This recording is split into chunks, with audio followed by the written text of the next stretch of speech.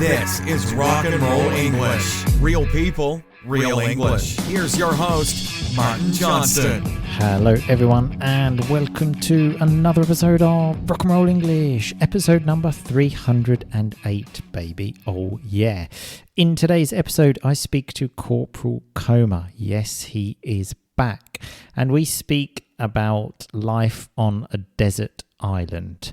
Now, this episode has been inspired by the radio show, the BBC radio show Desert Island Discs. It's very famous. If you haven't listened to it, it's a really good podcast where celebrities talk about songs they would take with them to a desert island and other things. And that's kind of what we do today, but of course in an RnR style. So some things to say. Corporal Comer obviously is notorious for being difficult to understand. So if you have difficulty understanding him, remember my new online course, Jungle Listening, is for you because it is especially made for people living in the UK that have difficulty understanding native speakers that speak in messy jungle English, like Corporal Comer. So if you're interested, click the link in the podcast you are listening to right now. Another thing is audio quality is not the standard RnR English unbelievable audio quality. Sorry about this, but it's mainly because it's kind of a rushed job for me today because I am recording this on Sunday, the day before you are listening to it. I have given up a day at the beach with my family. They are waiting for me, so I need to go and see them as quickly as possible. This is just a quick little insight into the life and sacrifices that us podcasters have to make. Anyway, I'm sure you're not interested, and I'm sure you're thinking, just get on with the show. So let's do exactly that. Happy listening. Corporal Comer, how are you today? Very well. Happy to be back. I'm fine, thanks as well. Corporal Comer, always fantastic. I'm sorry, mate. Yeah, I've just been speaking to you for 20 minutes. I forget to be like, how are you? Yeah, but surely when someone asks you, it's surely just a natural reaction, no? I'm excited to get on with the pod. Come on, let's go. No foreplay, okay? Let's get straight down to the action. Why break the habit of a lifetime? Okay, so obviously you're excited to get on with the pod. There is one more thing we need to do where I ask you how we usually start the show. Well, yeah. So I'm going to say, you haven't asked me if we've got a review, but I'm going to say that we don't. Correct. No, you know what? I think we actually do. The problem is that I forgot to look for it before because people send me reviews in different places, and then you suddenly said to me, look, stop talking to me because I need to go in like 40 minutes. So let's get on with the pod. And then I didn't have time to look for it. So no, but I think we do. But anyway, please send reviews. That's very important. So, okay, here we are. The moment you've been waiting for, Corporal Comer, the pod starting. So recently, Corporal Comer sent me a podcast called Desert Island Discs about, let's say, somebody that we both like, who I'm sure none of the listeners will know. And I listened to it, thought, yeah, that was a great podcast. And I thought kind of something about it we could bring to this show, like the whole desert island thing, being stranded on a desert island, as they say. Okay, like what things would you bring and all of these things. So I've got a few questions lined up for you, Corporal Comer. You ready? Absolutely. Okay, so first one, do you think you would enjoy it, this solitude, being stranded on a desert island alone? I think for a little bit. I think anyone with young kids, it's kind of like, some me time would be absolutely fantastic. But obviously, yeah, the reality of it would grow pretty boring pretty quickly, I think. But yeah, at the moment, it sounds awesome. Yeah, no, I totally agree with you. In fact, in our pre-podcast chat, I was saying to you how at the moment I'm staying, it's almost like that for me because I'm staying in a different house and I actually don't see my children for like 10 hours every day. And it's brilliant. But also I was thinking when I was in my single days, I spent a lot of time on my own, and my single days, like that makes it sound like, you know, it was a matter of days when really it was a matter of decades. You don't want to go back to that time. Don't want to go back to that. So I think it would be difficult. Okay, but what about this, Corporal Comer? What would scare you, okay, about living on a desert island? I'm going to say massive jungle spiders. Basically, based on the fact that I didn't think I was scared of spiders, because obviously, as you would know, living in England, there's not really any spiders. Certainly no dangerous spiders. But I come down to have a shower on Friday, and when I went in the bathroom, there was this spider in the bathroom, which was honestly nearly as big as my dog. It was insane. I have never seen a spider this big in England. I was absolutely terrified. So but what did you do? Well, normally I'm like with any spider that is ever in the house, I always like try and trap it and then put it outside because I don't like killing them. Oh, sure. Don't be such a, you know, like I'm so friendly to animals kind of guy just because people are listening. Well, I mean, that is what I do with the spiders because, you know, as I say, they're quite good for the house. They kill like flies and stuff. Anyway, this one I was like, nah, I can't. I'm not going anywhere. It's me versus him. he had to die, unfortunately. Yeah. So oh, I know how you feel. You said in England, like we don't have spiders. I find, in comparison to Italy, I see many more big spiders in England than Italy. Oh, really? Yeah, 100%. Yeah, see, I never see I mean, there's lots of spiders, but they're only small and they can't really do anything. Whereas this was nearly a tarantula. So, nearly a tarantula, sure. So, recently I was actually sitting at home. It was quite late. It was about 10 o'clock at night. I was sitting downstairs alone. It's the only moment of the day which there's like peace in my house. And I just felt this thing jump on my head. And oh my God, I can't tell you how much I shit myself. I like jumped up, and now it looked like a bat. It was so big, but it was really just like a moth. It was a big moth. It was a very big moth, enormous, the biggest one I've ever seen.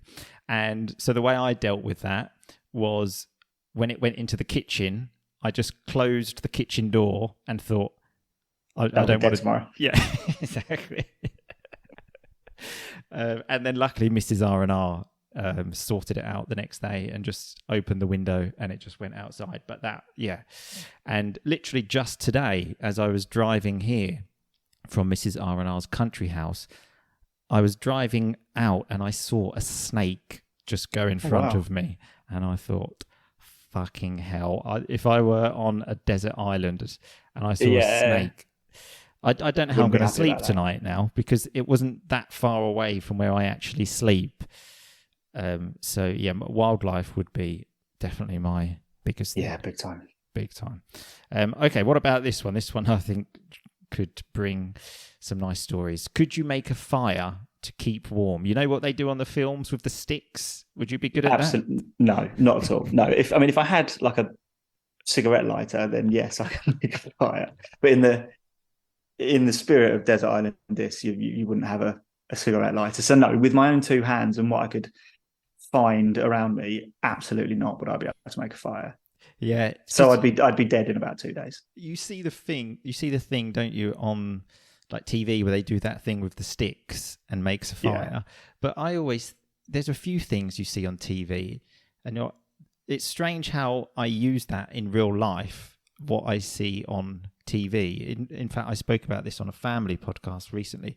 A few weeks ago, Mrs. RnR actually fainted in the middle of the night. She was quite sick and she fainted. So she's on the floor at this point. And I was thinking, what the fuck do I do now? And I was just thinking what they do on films.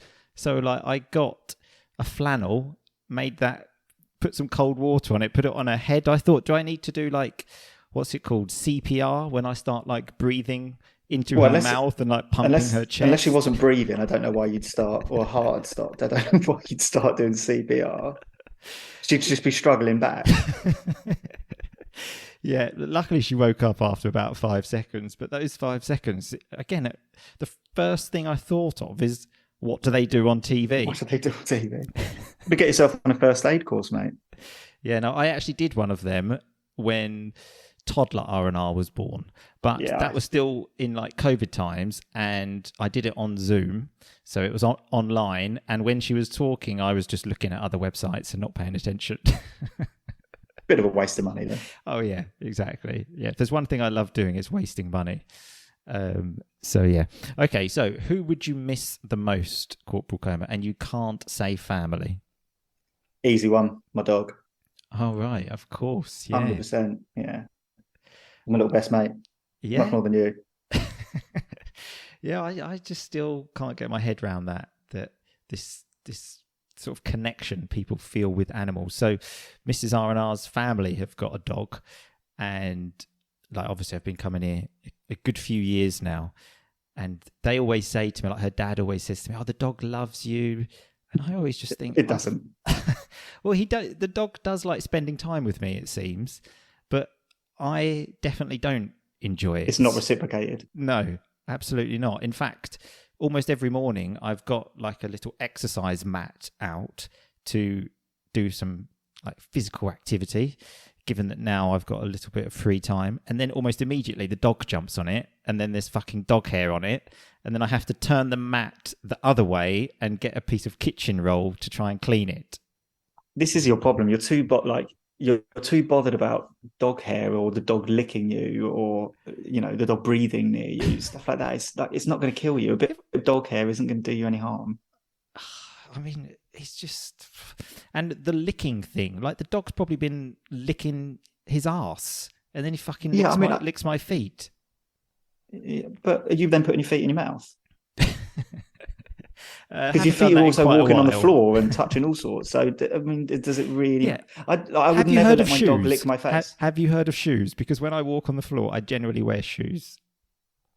Yeah. But I mean, yeah, like I said, I wouldn't let the dog lick my face. That's disgusting. But if it licked my foot, I wouldn't then go and have a shower. I have seen people like properly kiss dogs, and that's disgusting. That's absolutely disgusting. Thank you. Okay, right, we can agree on something at least. Right, okay, so the next one is interesting, Corporal Comer. How much alcohol would you drink if you had an unlimited supply? Because are you still on your drinking status is a bit up and down these days. One day you're drinking, one day you're not. Where are we, Corporal Comer? Yeah, pretty much don't really drink. I haven't had a drink for probably 5 or 6 weeks. Okay. So I don't really drink anymore. I think if I was stuck on a desert island, yeah, maybe it'd be a little treat at the end of the day. Once I've done all my survival jobs. Survival jobs. Yeah, once you'd made the fire with the 2 sticks. But if you had nothing to do, also, you probably might just be a bit like, well, just drink myself into oblivion. Well, exactly. Yeah, so, sadly. On your drinking status, though, the last time we saw each other a few weeks ago, we went to the pub and you were drinking pints of Diet Coke, I think, weren't you? I did have a pint of Diet Coke. Yeah, I was actually buzzing after that. I mean, who wants to drink a pint of any kind of fizzy drink? No, this is a problem, isn't it? When if you just to turn up and go, I'm just going to have a tap water. It would be obviously free, and that would be great. But it is that's the most pathetic thing in the world. If you go to a pub really is, and you get tap water, you should be sent home. They should just tell you to get out. You shouldn't be allowed in. Yeah, they should just instantly get outside. So it's difficult to know, but yeah, you can't. But then why not just have a beer? What's one beer going to do? Because I never just have one beer, do I? You've known me for 20 years. When have I ever had one beer? It's if you're having one, you're having a million. Well, if I'm having one, I'm having all of the beers. So it's better just to not.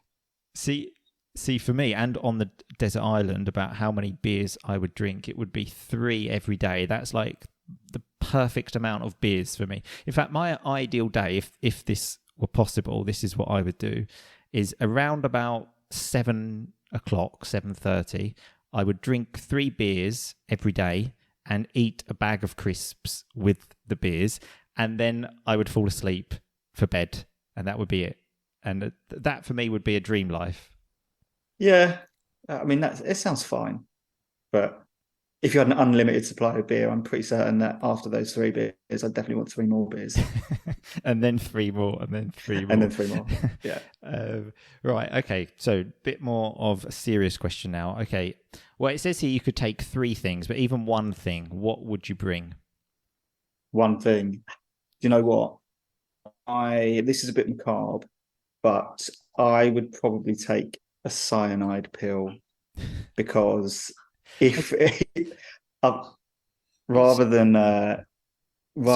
remember you are dying talking to an idiot. What is a cyanide pill? Oh, so like poison, so basically it's going to kill you. So rather than like once it become apparent that I haven't set up a fire, I can't catch any frogs to eat, that I'm then basically going to take 3 weeks to sort of wither away. I might as well just have something I can go, right, I'm going to go out on my own terms. See, I thought when you said that, it was some kind of pill to help like mosquitoes not to bite and things like this. But yeah, no, just to end it. Just end it now. Go in there really optimistic to this desert island. You can take anything you want. Realistic, not plan there. For the worst. Okay, beautiful. See, my thing that I would take, I've decided, would be a bucket and spade to build sandcastles on, because honestly, so this last sort of 10 days, going to the beach with toddler RnR, I'd forgotten how fun it is to build sandcastles. I don't know why I ever stopped. It's absolutely brilliant. Yeah, I mean, when you haven't eaten for 5 days and have got no water, you're not going to be wanting to build sandcastles.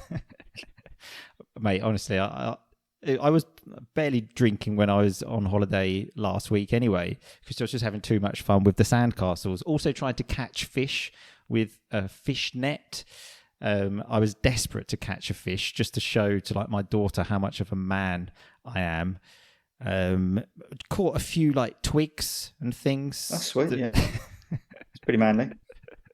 The fish couldn't actually get any, but honestly, the amount I tried, God loves a trier, as they say. Okay, so another one. Okay, what bathroom object would you bring, Corporal Comer? I'm going to have a toothbrush and toothpaste.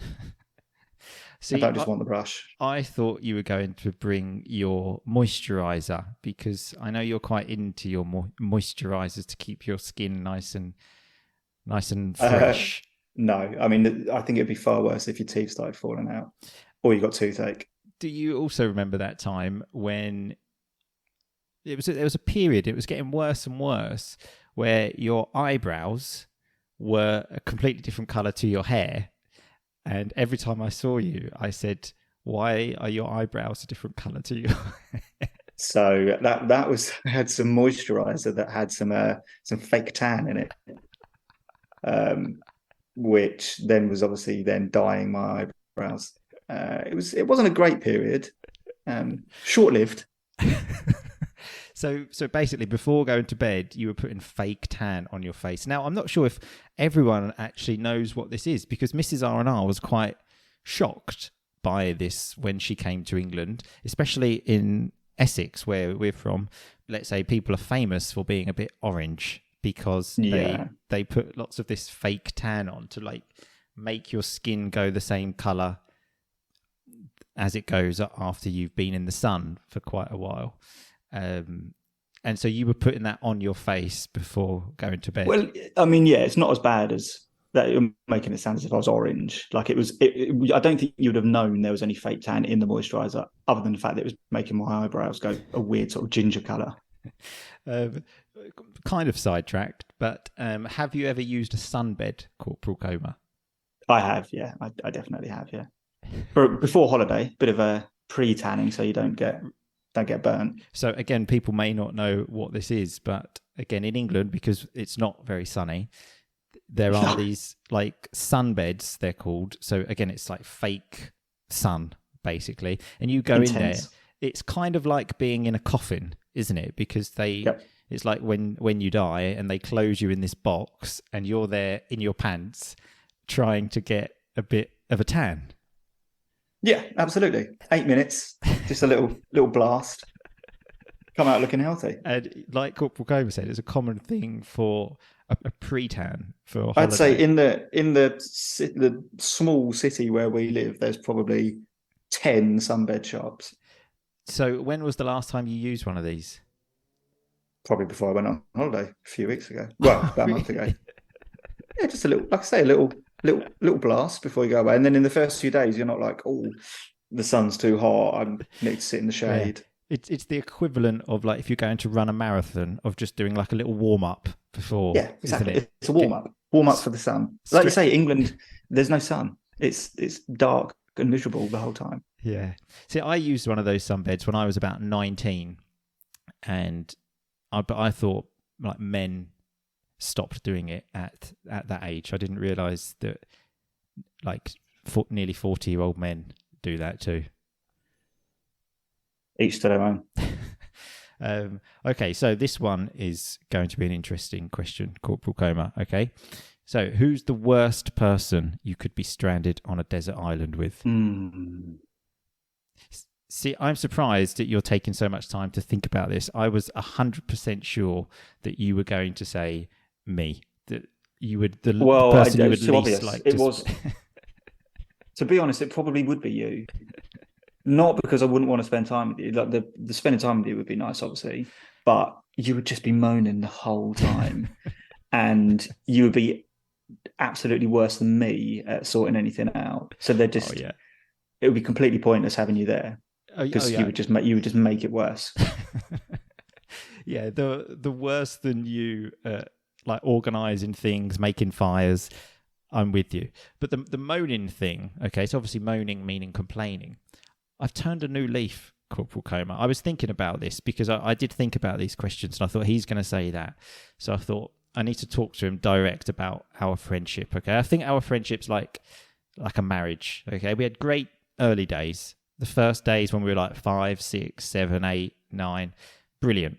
Then we hit a bit of a rough patch. Sure, like it happens. When was that? Well, that was probably around about sort of 12, and sure, it lasted like probably 25 years, something like that. But I feel like we've come out of that now, Corporal Comer, and now it's all plain sailing. You to be fair, you are a lot more upbeat these days than probably your lowest ebb, where you were mentally draining to be around. Look, I want to say here, I don't want to take all the blame. You weren't much fun to be around either, Corporal Comer. All right. We fed off of each other with miserableness. Okay, so we are going to stop the conversation there, talking about how Corporal Comer and I fed off each other's miserableness. So some lovely vocabulary to finish. But unfortunately, I'm not here for an analysis of the vocabulary because for the same reason I mentioned earlier, if I do this vocabulary analysis, it's going to take me another hour to do the transcript, pick out the vocabulary, etc. So this will continue in the RnR Family membership area. If you are interested in becoming a member, getting access to more than 1,000 extra episodes of Rock and Roll English, and building a personal relationship with me and with people from all around the world. Also, there is a link in the podcast you are listening to right now. So stop the podcast and click that link. Anyway, I will talk to you all very soon, people. But in the meantime, just keep on rocking, baby. Thanks so much for listening to Rock and Roll English. For more great content and to stay up to date, visit rockandrollenglish.com and facebook.com/rockandrollenglish. We'll catch you next time.